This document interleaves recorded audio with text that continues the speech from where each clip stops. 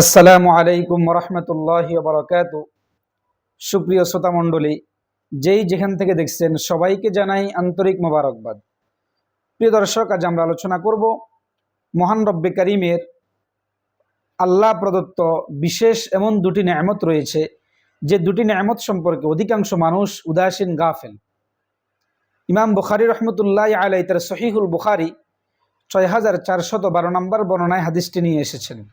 عن ابن عباس رضي الله عنهما قال قال النبي صلى الله عليه وسلم نعمتان مغبون فيهما كثير من الناس الصحة والفراغ أو كما قال النبي عليه الصلاة والسلام।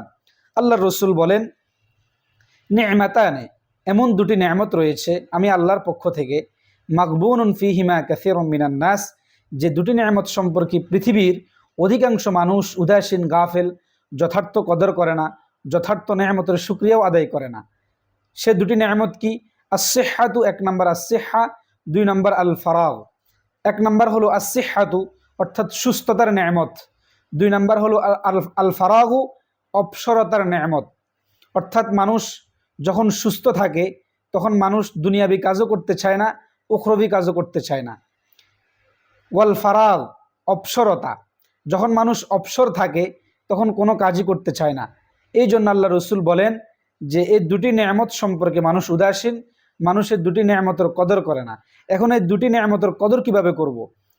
প্রথম নাম্বার হলো আসিহা, সুস্থতার নেয়ামত। সুস্থতার নেয়ামত যদি আপনি কদর করতে চান, সুস্থতার নেয়ামতের যথার্থ শুকরিয়া আদায় করতে চান, তাহলে আপনি সুস্থ অবস্থায় আপনাকে দুনিয়াবি শরীরী সম্মত কাজ করতে হবে এবং উখরবি কাজও করতে হবে, পরকালের জন্য আপনি জোগাড় করতে হবে। নাম্বার দুই হলো যে অবসরতার নেয়ামত, এটার শুকরিয়া কীভাবে আদায় করবেন? যে আপনি যখন অবসর থাকবেন তখনই আপনি আখিরাতের জন্য, পরকালের জন্য কিছু জমা করেন। যখন আপনি দুনিয়ার কাজে ব্যস্ত হয়ে যাবেন তখন আপনি সেই সুযোগ পাবেন না।